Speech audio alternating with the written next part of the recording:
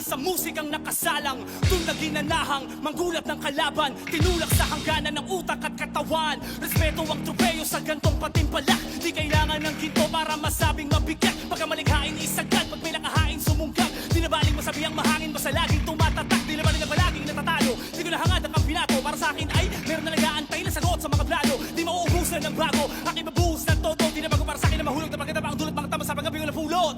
Kaya paano mo nasabing sasabihin